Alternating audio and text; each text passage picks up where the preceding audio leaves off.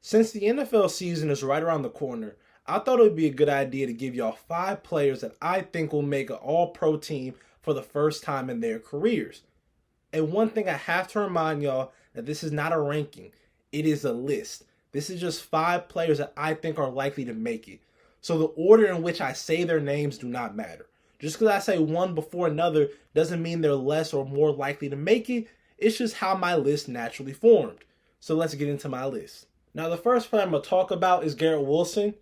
And Garrett Wilson's a very popular pick among people picking like dark horse offensive player of the year candidates, and rightfully so. Garrett Wilson's coming off a rookie year where he won offensive rookie of the year with really no help at quarterback while putting up 83 catches for 1,103 yards and 4 touchdowns. And he did this all with his main 3 quarterbacks being Mike White, Joe Flacco, and Zach Wilson. And Zach Wilson was probably the worst out that bunch, which is saying a lot more about Zach Wilson than anybody else. So I don't know why I added that. But hey, Zach Wilson just was not good last year. But Garrett Wilson was still out there cooking, and I expect a lot more from him given he will be playing with the future Hall of Famer Aaron Rodgers. And no matter what you think about Aaron Rodgers and if he's going to fall off or not, there is no denying that he is 10 times better than whatever quarterback the Jets could have tried out there last season. So I expect Garrett Wilson's production to go up and just overall play, given Aaron Rodgers is going to make it easier for him. Last year, Garrett Wilson had to work for every catch, every yard, every touchdown he got. If he wasn't getting himself open, he was having to make tough catches because the quarterbacks last year were not throwing him open. And I think a guy like Aaron Rodgers is going to be able to come in there and throw him open on occasion. Make it easy for him. Give him some simple pitches and catches. Drop it right in the breadbasket where it's not like every time Garrett Wilson either has to create separation by himself or make some acrobatic catch or just take a short screen or a short route and take it the distance. It could be much easier on him. And also, he's probably the second most talented receiver that Aaron Rodgers has ever played with outside of the other 17, which is Davante Adams. And I'm not the only one saying this. There's been multiple quotes from Aaron Rodgers himself alluding to that when talking about Garrett Wilson in comparison to Davante Adams. I just expect Garrett Wilson to come out here next season and be the ultimate playmaker and really be the best offensive player for the New York Jets. I'm not going to say best player because that's clearly Sauce Gardner or even a Quentin Williams, but I expect him to have that big of an impact. And it also helps that he is playing in New York, and when you're balling in New York, the media is going to see, the fans are going to see, people are going to notice. So I fully expect Garrett Wilson to be in all-pro consideration, and if he doesn't make it, I expect him to be one of those players that people are upset that didn't make it, or people are getting mad on like Twitter and Instagram. And yeah, so I expect Garrett Wilson to be an all-pro type of player next year. Next up on my list is another receiver and another Ohio State wide receiver. Am I being a homer because I am an Ohio State fan? Maybe. But this dude deserves to be on this list, and this is Terry McLaurin. Terry McLaurin, for the past few years, in my opinion, has been one of the most underrated football players in the NFL. With what he's done at Washington, with the lack of help he's had, has been astounding. I mean, last season he put up 77 catches for 1,191 yards and 5 touchdowns, and I expect him to put up even better numbers this upcoming year. And really, I'm mainly putting him on this list because he is finally getting the attention he deserves, and I feel like Washington's finally in the best position to really feed him the ball and showcase how good of a complete wide receiver he is. I mean, this wide receiving core surrounding him is the best Terry McLaurin has played with in the NFL. Next to him, you have Jahan Dotson and Curtis Samuel, who can really take pressure off Terry. I mean, when you hear people talk about playing Washington, they've always talked about, hey, we're just going to double McLaurin and let everybody else do whatever. Now, when you're playing Washington, you can't really double McLaurin. So that means he's going to have a lot more one-on-one opportunities. And Sam Howell, who is a quarterback that I am pretty high on. I expect him to be able to really get him the ball, really press the ball downfield. I expect Terry McLaurin to really use and abuse Sam Howell's arm talent to his advantage. And also, he's paired up with Eric Bieniemy, the Washington new offensive coordinator, and I expect him to find ways to get him the ball because Eric Bieniemy, dating back to his time at Kansas City, he loves finding ways to get his best offensive weapons the ball. So I expect Terry McLaurin to finally get the respect he deserves and finally be an all-pro team caliber player this year. I feel like he's always been, but I think he'll actually be an all-pro this upcoming year. All right, next up, I got a few very athletic big boys. First up out of the two big boys, well, I need to stop saying that word. It's making me uncomfortable. But first up, I have Christian Wilkins. Christian Wilkins of the Miami Dolphins has been one of the most dominant and best, really, interior forces in the game these past few years. And in my opinion, he's gone pretty underrated.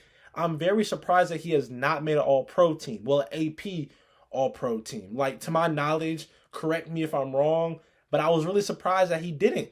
Because for this Miami Dolphins team, when you talk about their defense, everybody's talk about, like, Jalen Phillips making that jump and Bradley Chubb on the edge when you're talking about this defensive line. And I think, honestly, the most important piece is the middle on Christian Wilkins. Like, last year, he put up 3.5 sacks, 16 tackles for loss, 98 total tackles, and 59 of those being solos, 7 QB hits, and 6 pass deflections. He had a really good year. And for this team to be as dominant and as good as they need to be, and as they should be talent-wise, there's a lot put on him because in this conference, especially in the AFC, you have so much quarterback talent.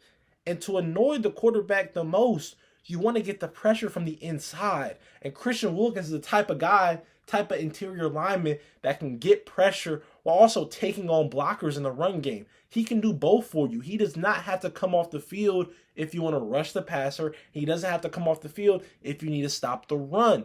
I expect him to have an all-pro type caliber year and finally be on one of the all-pro teams, especially since Miami's going to have a lot of eyes on them.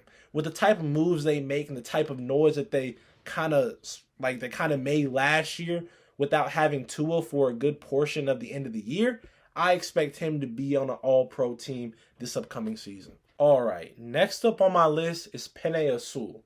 Penei Sewell. I hope I'm saying his name right. But anyway, I'm very surprised this man did not make the all-pro team last season. I mean, last season, he played 1,142 snaps and only let up 2 sacks.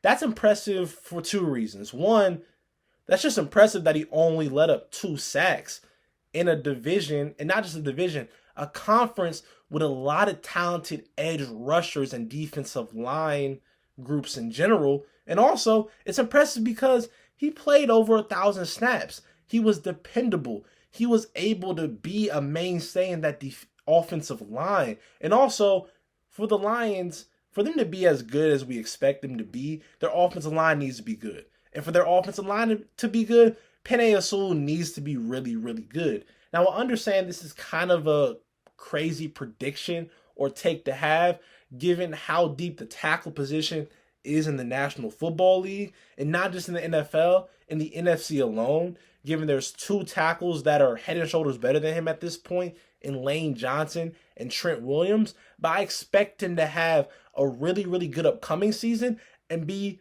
a key for the Detroit Lions' success. And also, if he goes out there and catches another, 2 passes, how can you deny this man of being all-pro? Just saying. All right, so my last player on my list may be the most insane one, but I don't think it really is. I don't think it's crazy to say that Bijan Robinson can be an all-pro caliber player in his first year. Just putting this out there, if you're ever bored and you want to watch highlights, turn on Bijan Robinson's high school or college highlights, and you're going to have the time of your life because he is just that good of a player, and he makes playing football look so easy and makes everybody else look so bad. And I expect him to do that in the NFL. He is so talented, and also paired with the fact that he has the type of coach that will feed him. Arthur Smith is the head coach for the Atlanta Falcons, who is also the offensive coordinator for the Tennessee Titans. And the Tennessee Titans fed Derrick Henry. And I expect them to do the same thing with Bijan Robinson, but just in a different, more versatile way, because Bijan Robinson is so versatile. You can literally split him up outside like a receiver and it be effective. Imagining him matched up one-on-one with linebackers trying to cover him is insane, and I feel bad for any defense that has to deal with that. And also, the main reason I could see him doing that is I think the Atlanta Falcons will be much better than we think, and for them to do that, it's going to be them giving the ball to Bijan Robinson a lot and him being the featured back and weapon in this offense. So with that being said, I don't think it's too crazy to say that Bijan Robinson in his first year can be an all-pro caliber player. But with that being said, this was my list of 5 players who I think are likely to be first-time all-pro players. So let me know in the comments below if you disagree or agree with me, or give me some players who you think will be first-time all-pro. Just let me know. And please remember to like, comment, and subscribe. And please tell a friend to tell a friend. I'm going to see y'all later. I love y'all. Peace.